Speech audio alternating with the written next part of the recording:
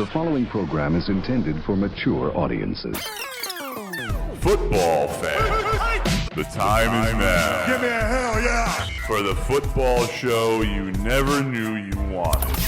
Ladies and gentlemen, this is The Broken Helmet.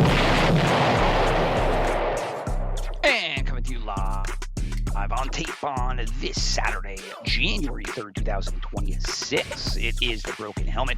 Rich Hickey here behind the wheel, and to get in touch with the show, you can reach us at brokenhelmetshow@gmail.com or at brokenhelmetpod on X. So the new year has rung in. We have 1 week of the regular season left, and that is week 18 of the NFL season. We have a couple of big games. Today is Saturday. We have 2 games tonight, one at 4 and change, the other one at 8.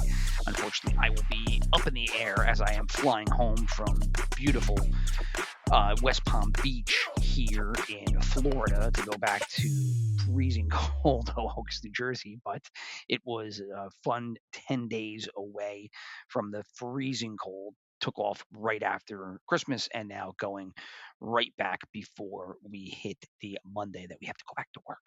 Although somebody have already went back to work on that weird Friday in between there after New Year's, but I did not. So Monday will be a real case of the Mondays when I finally step and log on to my work computer. So as for today's games, we have 2 big ones, that being the Bucks and the Panthers. The other one being the Seahawks and the 49ers.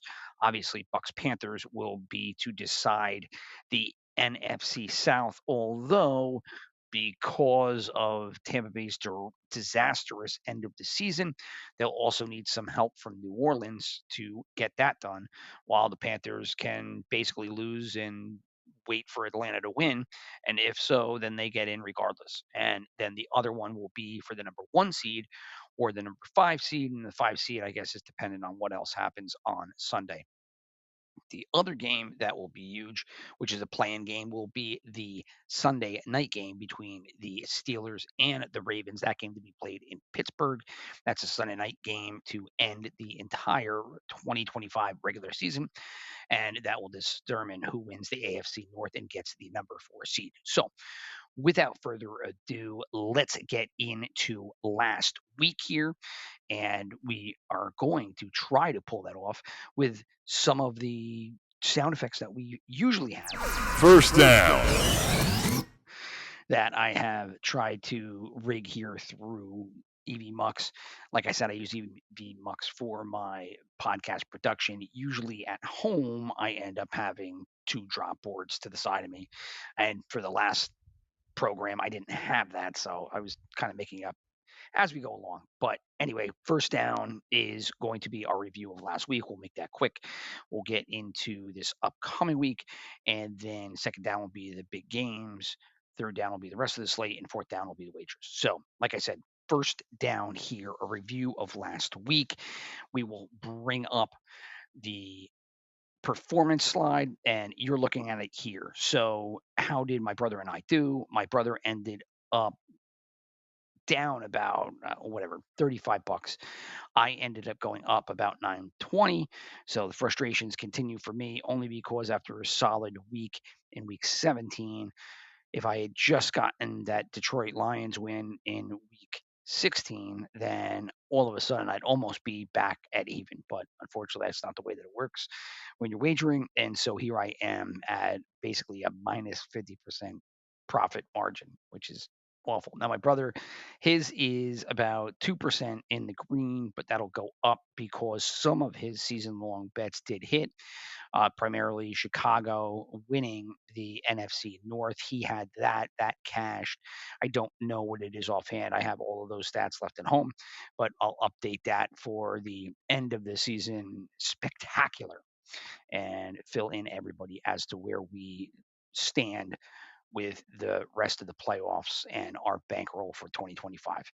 As for Survivor, again, I had lost twice, once with Carolina, once with Cleveland, 2 times that I threw the dice with mediocre to bad teams and ended up losing. I hit Jacksonville last week. My brother had the Green Bay tie earlier in the season, but then he lost back-to-back weeks with Philadelphia and Cleveland. So he has had 3 losses on the year. I ended up having 2.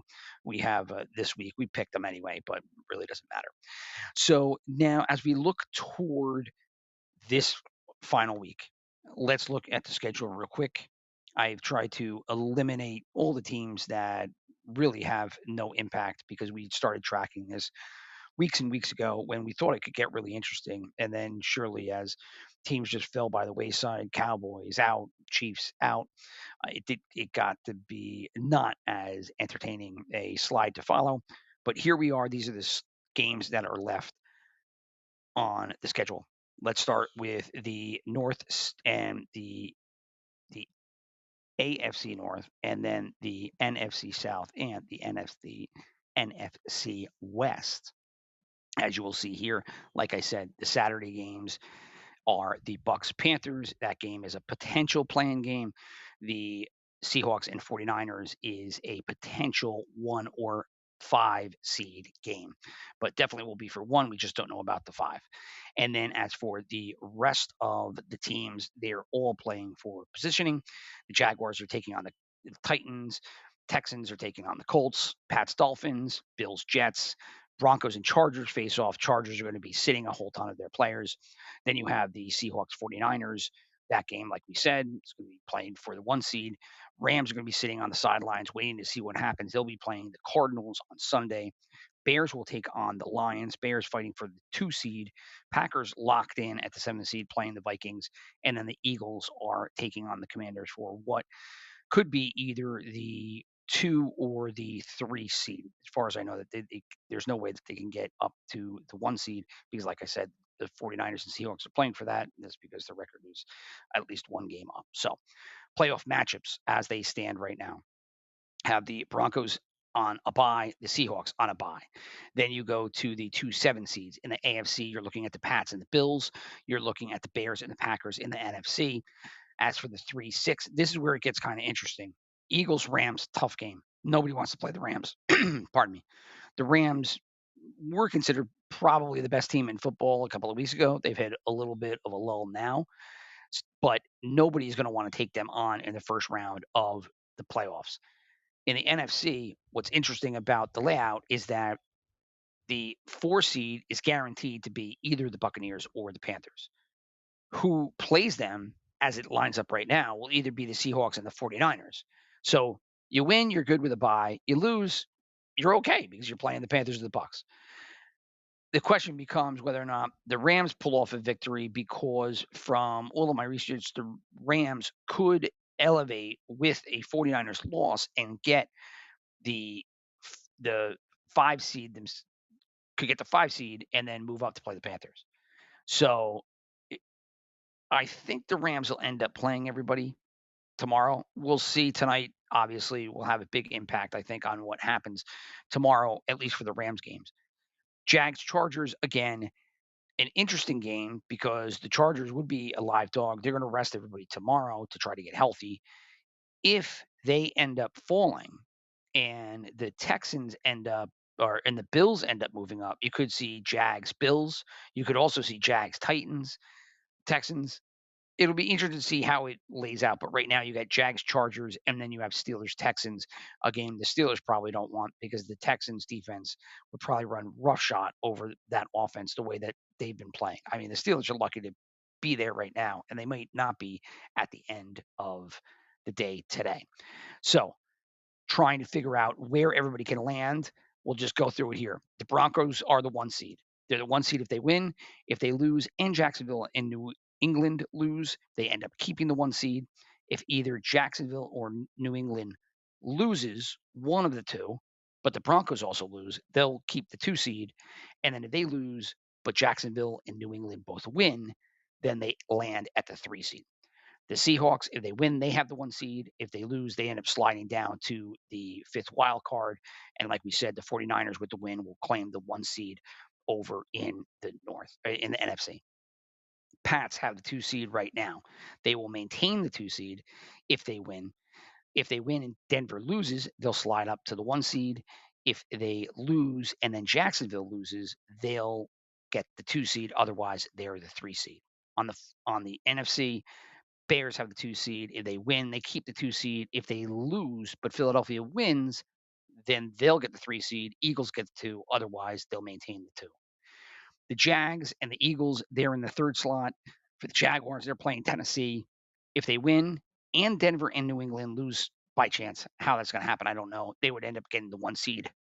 If they win and New England loses, they get a 2 seed. And then if they win, otherwise, they end up keeping the 3 seed. So Jacksonville wins, New England wins, or sorry, Jags win, New England wins. They keep 2. If Jags lose and Houston loses, they will keep the 3 seed. If Jacksonville loses and Houston wins, then they'll end up falling back to the 5-7 seed in the wild card.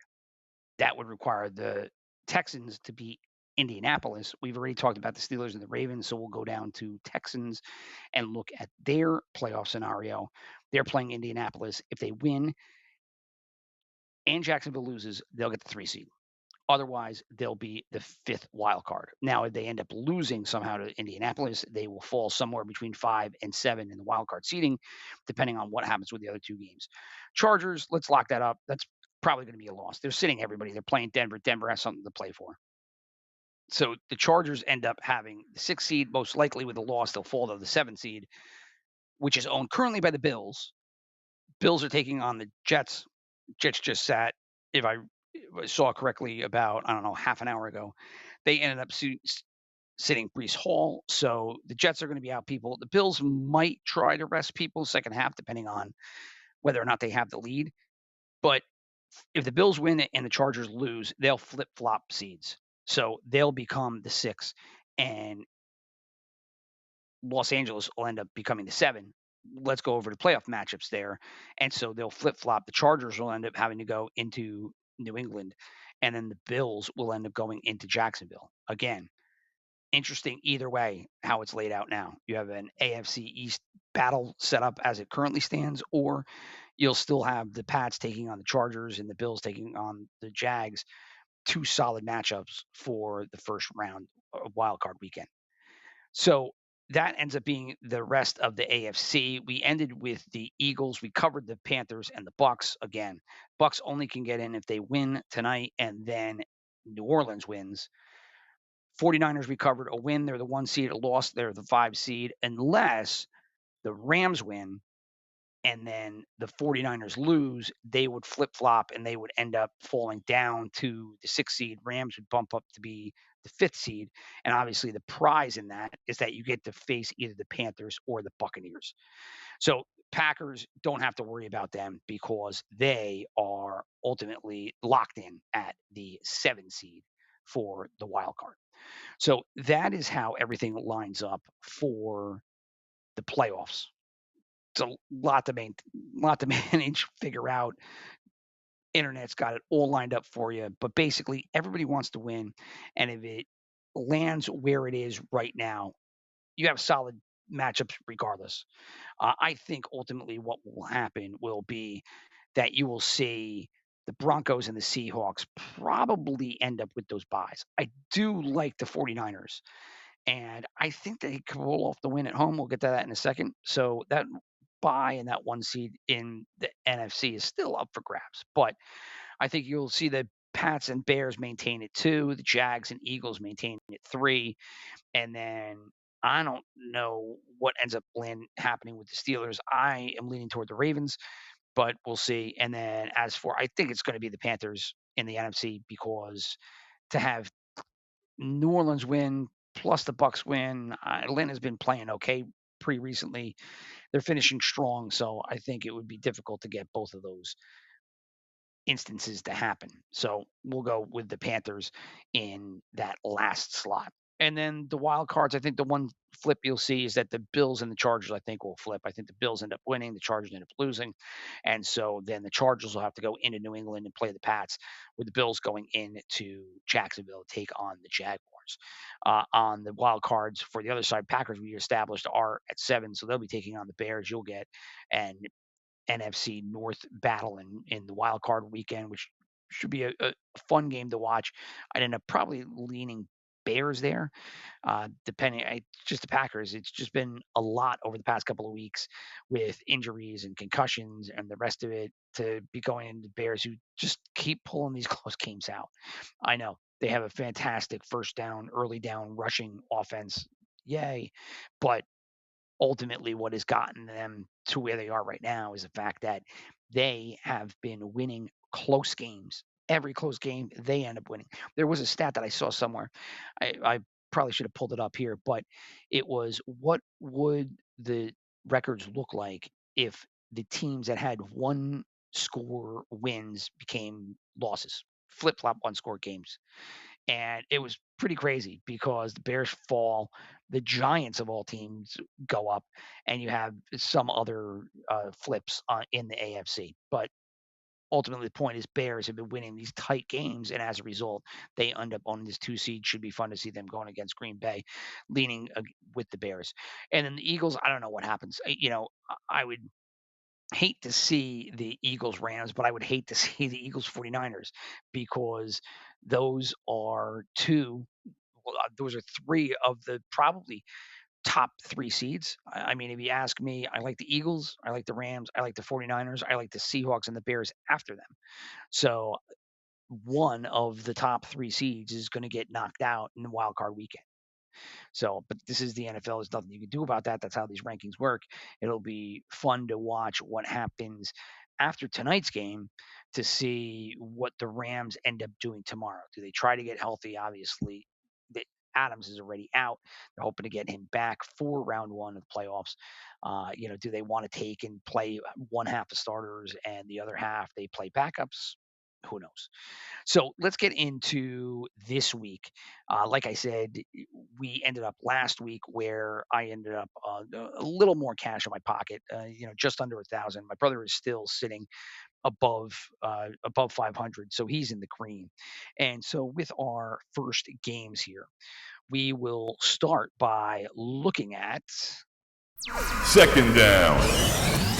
See, I can do it even on the fly. We will start by looking at the 2 games tonight and then the 1 Sunday night game. So the first game will see the Bucks and the Panthers. This game in Tampa Bay. Tampa Bay favored by 3 points. The over-under is 43.5. There is no sharp lean as of right now. Meanwhile, the tickets and the money are both on the side of the Panthers. 67% for the tickets and 70% for the money pool. I'm going to end up leaning into the Bucks here and the 3. I think they have been terrible down the road. I mean, awful. Nobody should be on the Bucks here, but I just think they're the better team. And the Panthers have been winning despite themselves. It's going to be hard pressed for me to be a believer in Bryce Young unless I see multiple years of him turning it around. I don't think this year, followed by the performance last year, is enough for me. And here with the Bucks, I mean, if they're worth anything, although I just read today that I think regardless of the events of the game, that they're going to keep Ty Bowles. I mean, enough with that guy, but it's not my team. So give me the Bucks here and the 3 points. I have not talked to my brother, so I do not know what his picks are for today, but we'll get them after the fact and slide them in to the records to see what happens. And then that means that the next game will be the game for the number 1 seed. That is the Seahawks in San Francisco. Seahawks a road favorite here by 2.5 currently. Over under is 47.5 points. Again, the tickets and the money are both on the 49ers. Similar to that Panthers game, we have 68% of both the tickets and the money pool in on the 49ers. So the 49ers are home dog, but everybody leaning in on the home dog, like everybody was in on the Panthers as the underdog of the first game. This game will be the night game, so 8 o'clock. Both these games are going to be on ABC or ESPN on ABC. Mad Dog Russo went off on his tirade earlier in the week about how putting these games in premier spots, that being the 2 Saturday games and then the Sunday night game, leaves nothing for the rest of the Sunday slate. To the effect that's true, I'm not going to revisit it here, but um, they did really put an emphasis on the Saturday and the Sunday night game. Here being the Seahawks and the 49ers, good game. I think in the end, I can't. He's burned me all week, all year as I've gone against Sam Darnold. I'm going to end up going up against Sam Darnold again here. I think the 49ers at home with still the better coaching staff, although McDonald is a good coach, and what he has done here this year with Seattle is pretty impressive, especially with Darnold, who I've shit on his whole career, and now over the past 2 seasons has really kind of wiped it in the face of anybody who's gone against him. But unfortunately for me here, I just think that the 49ers, even with a weaker defense, will be able to get the W at home. So give me the 49ers and the win. Straight up, I probably would make 49ers in 2.5 and try to see if I can get some extra odds with that. And then we have the Sunday night football game, and that is going to be the Ravens going into Pittsburgh and taking on the Steelers. Ravens are a road favorite as well, and that is by 3.5. 41.5 is the over under. Sharps are going to be in on Baltimore, while the tickets and the money pool are both in on Pittsburgh. It was previously on the Ravens, and the Sharps were on Pittsburgh, and then everything flipped overnight. So not a ton of lean in that game, as both the money pool and the ticket percentage is in the 50s. But for this, much like the Seahawks, I have been caught wrong by Pittsburgh all year long. And here it's pretty simple to me. I hate Aaron Rodgers. I thought he was terrible in the beginning of the year. He pulled off a couple of big wins and good games where it counted, and everybody started talking him up. And then you see a game like last week where they were terrible. They were terrible. The DK Metcalf suspension is an issue only because they have nothing now to go to. And when you have 4th down and you need to get a touchdown, and Aaron Rodgers is pulling MVS out of the huddle after they break and just speaking blatantly on camera in his face, in his ear, what he wants him to do, where he wants him to go, because that's who you're throwing to.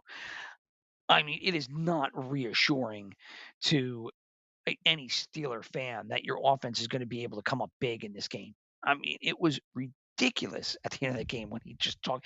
We were sitting watching it down at Jensen Beach, and we were just like, he just grabbed him out of the huddle and just started talking to him openly. It was just like, hey, it didn't, but it did. I'm going to throw it to you. I mean, it wasn't hard to defend. It did it anyway. And so now they're going to go up against the Ravens, who, would the Ravens be better off right now with Snoop Huntley? Probably not. I don't know what to make of the Lamar Jackson situation, and nor do I really care. I wait for the offseason for that.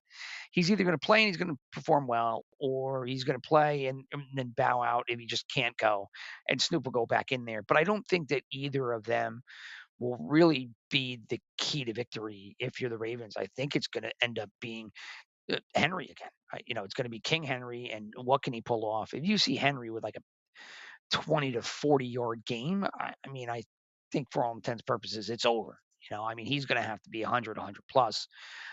Maybe Jackson comes through and all of a sudden revitalizes this offense, which you haven't seen from him or the offense, all year long. Obviously, minus these Henry games. So I'm going to end up leaning in on the Ravens here and the 3.5. I would have liked it a lot more at 2.5, but this has stayed 3.5 pretty much since the beginning of the week. Obviously the gambling stats have moved around, but the spread itself has stayed the same, which is unlike all the rest of the spreads. And we'll get into those now because those things have moved around like you wouldn't believe. They've been all over the place. I can't even keep up with them. All the bets that I made that I'll give to you at 4th down, they've all changed because nothing's staying the same. 3rd down. And so we'll just start with the 1 o'clock Sunday games. Jags hosting the Titans. This game started off at 11.5 or 10.5, and now it's up to 12.5 in favor of the Jags. 47.5 is the over/under trifecta game. Everybody in on the Jaguars. Give me the Jaguars as well. Then for the next game, give me the whistle. Is the Texans hosting the Colts. This game in Houston, 10.5 is the current spread. This game has stayed 10.5, so you haven't seen a lot of movement out of this spread. 38.5 is the over under. So they are thinking that Texans are really just going to bottle up that Colts offense. No sharp lean, but the tickets and the money are in on the Texans. I'll take the Texans as well. 10.5 is a lot. I like the Jags at 12.5, so I'll take the Jags and that spread. I'll take the Texans and the 10.5 and that spread as well. Now we have the game that impacts the Saturday night NFC South game, and that is the Falcons hosting the Saints. This game currently Falcons at 3.5. 43.5 is the over under. The Sharps have no lean. There's no money pool lean right now. It's all 50-50, and there is a 1% lean for the tickets right now toward the Saints. I originally had the Saints. I've been thinking about going to the Falcons. I'm going to stick with the Saints here. I think the loss of Chris Olave, though, is pretty big. And so, I, do I switch here? I think I am. I think I'm going to switch it up, and I am going to ultimately take the Falcons. I like New Orleans all week long. The Olave loss, I think, was big. And now just having time to have it sit there, I think the Falcons probably end up pulling this one off. And regardless of the Bucks' performance tonight, I think they're going to end up going home, and the Panthers are going to slide in there at that number 4 seed as the crown owner of the NFC South. So give me the Falcons there instead of the Saints. So I did a little switcheroo. Vikings hosting the Packers. The Vikings are currently now 8.5 point favorites, which is crazy because this game started off at 5.5 just the other day, and sure enough, shot up to 8.5. The Packers are going to probably be limiting their starters. Love is obviously out, but I would imagine that they probably would sit some other people. Right now, when I just did a check, it was pros Joes with the sharps and the money pool in on the Vikings. I can't see how it's not a trifecta game, but tickets were 68% in favor of the Packers. I imagine that probably is to do with the size of the spread and the fact that it was 5.5. Now it's at 8.5. But I mean, 8.5 is a lot. I was going to go with the Vikings here, but I think at 8.5, I'll probably have to go with the Packers. I think I like the Vikings in a tease, but give me the Packers here and the 8.5 points. It's just too much unless the Packers really just don't fold up shop. I think the Vikings in the tees is one of my leans, and actually I do have it in as a bet for this week. And then 35.5 is the over under. They're not expecting any points in this one. We got the game that I'm actually going to tomorrow. Giants hosting the Cowboys. Cowboys are a 3.5 point road favorite. 49.5 is the over under. Right now, the sharps are in on the Giants 62% and 55%. 62% of tickets, 55% of the money pool are in on Dallas. Give me the Giants and the 3.5 there. I think the Cowboys probably roll up in the second half, and I don't think that you're going to get a full game tilt out of their starters. Meanwhile, for the Giants, they're just looking to ruin their draft pick and get all the way up to 7 as their court as Jackson Dart just pissed off that everybody's talking about trading him, and then ultimately ends up just ruining their April draft. Final game of the 1 o'clock slate is Bengals at the Browns. The Bengals are 7.5 point home favorites here. 44.5 is the over under. There is no sharp lean. Tickets and the money are on the Bengals. Give me the Bengals as well. I know it's 7.5. It's a lot of points, but screw it. Now we go into the 4 o'clock games. Broncos hosting the Chargers. This game, Broncos 13.5 point favorites. 37.5 now is the over under. Originally, this game was 7.5, and then all of a sudden they started sitting everybody. It is now ballooned all the way up to 13.5. The sharps are in on the Broncos. The tickets and the money pool are in on the Chargers. 70% on both of those. So give me Give me the Broncos here. 13.5 is a lot of points. I like them all the way down at 7.5, and I like them all the way going up here. 13.5 is getting to be a little much, but I don't know what the Chargers are really going to do. They do not care about this game at all. They've already stated they're going to sit everybody. So what are we doing here? The question is, can Bo Nix get up to 13.5 points? It's 2 touchdowns, it's 14, probably so. So give me the Broncos there. You have the Pats, who are just trying to wipe everybody's nose in shit as they go along toward the end of the season here. And they are now taking on the Dolphins in Gillette Stadium. 11.5 is the spread there in favor of the Pats. Obviously, 45.5 is the over under. The Sharps are going to be in on Miami, while the tickets and the money pool are in on New England. 65% for the tickets and 74% for the money pool. Give me the Pats and the 11.5. I'm taking a lot of big favorites here. I'm not going to stop with the Patriots. Give me the Patriots and the 11.5 points. Chiefs Raiders, this is a trifecta game. Everybody in on the Chiefs with their 5.5 point road favored spread over Las Vegas. Raiders are sitting everybody. They are going to try to tankaroo and just keep that number 1 draft slot.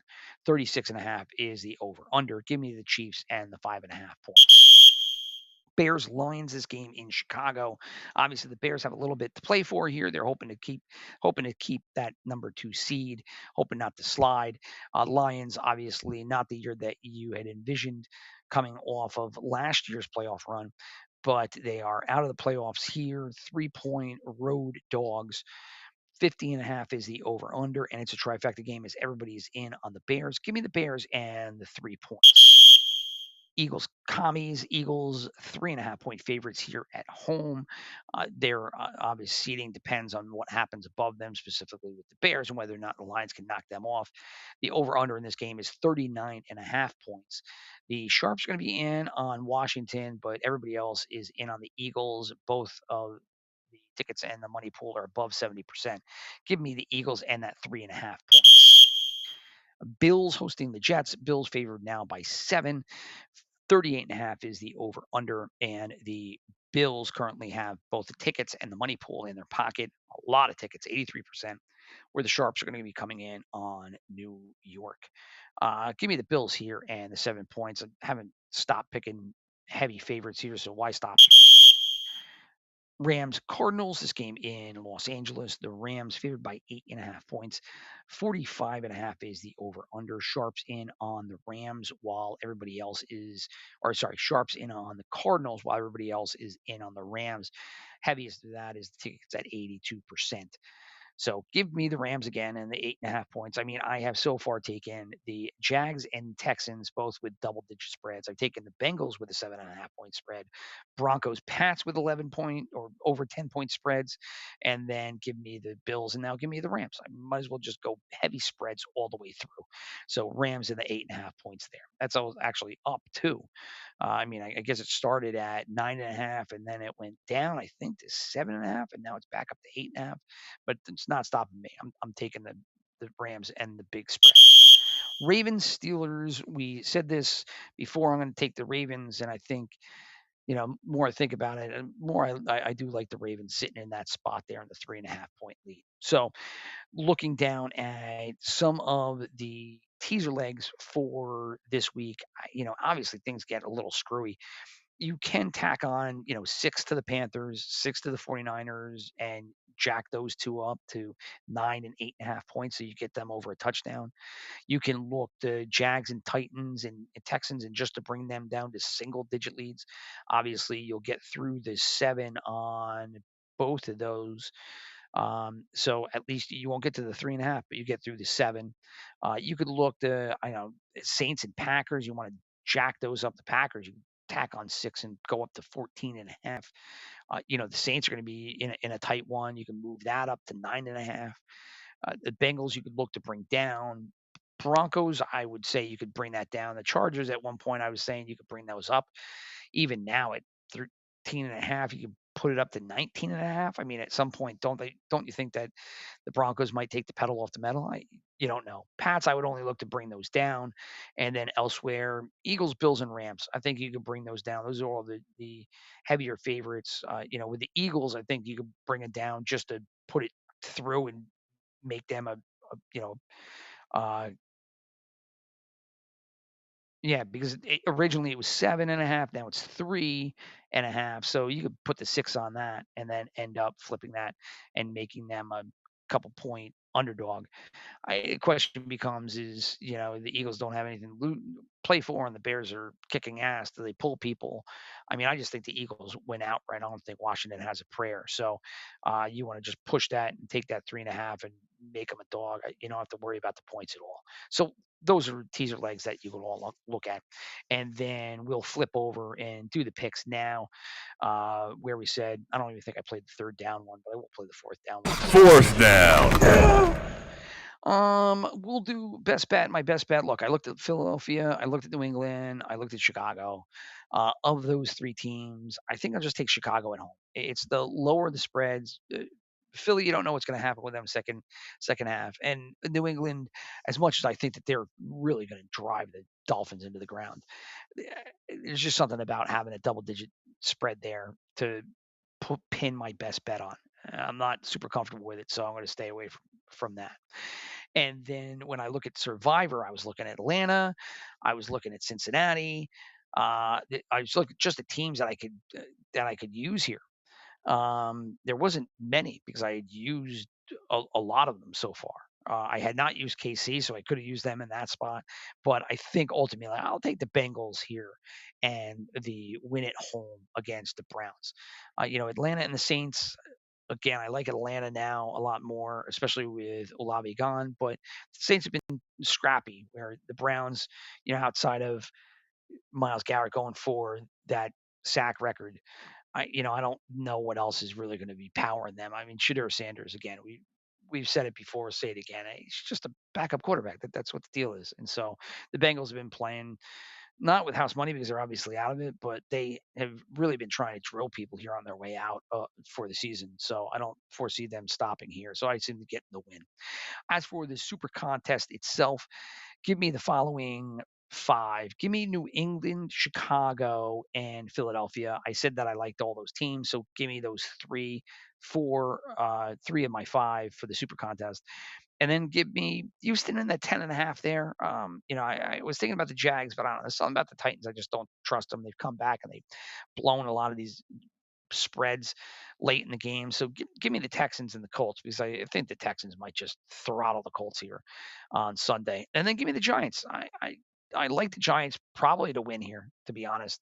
I think the Cowboys play a little bit. I think the Jackson Dart just does what you think he would do, and that's play pissed off and try to wipe it in any New York Giant fan or media member's face who said, "Oh, maybe we should trade him and pick Mendoza." Yeah, well, he's going to come back here and screw it up so that you don't have to worry about any kind of other quarterback because they're going to pick 7th in the in the NFL draft, and it won't even be a discussion anymore. You'll just get stuck with another one of those middling talents that isn't toward the top, and then people will go back and look back. Oh, remember that 2025 season when the Giants had the number 1 seed and then they won 2 games late and then ended up picking number 7. It's one of those deals. You get used to it so long as you're a Giant fan, and then with those super picks in the tank, let's go to our gambling. Here's how we'll do it. I have just under 4,000 in my bankroll for the season. So let's start. I'll go with my best bet. Give me 400 on Chicago and the 3 or 3.5. I have it at 3 here. Some of my spreads here, I made these initial picks before a lot of these movements. I made them late yesterday. And so with some of the line moves, I don't know what to do. I can't readjust here because I wanted them at that price at that line. But most of them are in the same ballpark range. So again, 400 for Chicago in the -3, pulling back 785. Then give me 2 teasers. Give me are we really doing this teaser? And these are 3 teams that, I mean, why would you bet these teams? But I don't know. For whatever reason here, I like them. Give me 150 on the following to pull back 360.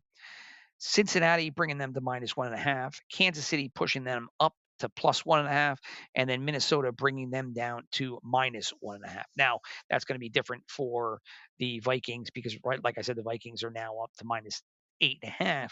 So that's going to bring them down to 2.5, whatever. It's a field goal. So give me Minnesota and the tees. And that again is 150 to pull back 360. The next one is going to be these teams are better. And this is a tease to bring teams that I think will just throttle these other teams. And so I'm just going to look to bring their totals down. So it's going to be Jacksonville -6.5. It's going to be Houston -4.5, and then New England -4.5. Again, I'm taking the Jags, the Texans, and the Pats and teasing them down. Whatever that total number will depend, obviously, on where the lines are now, and that depends on timing and your book. So check your local listings for pricing. So give me those three, 150 for 360 coming back. And then give me two parlays here. Give me a Saturday night parlay. Give me the Bucks and give me San Francisco. Give me the Bucks -2.5, which is their current spread. Or actually, I tease it down half a point. So Tampa Bay and the 2.5, so a field goal wins. And then San Francisco, I took them from -2.5 and are going to push them to.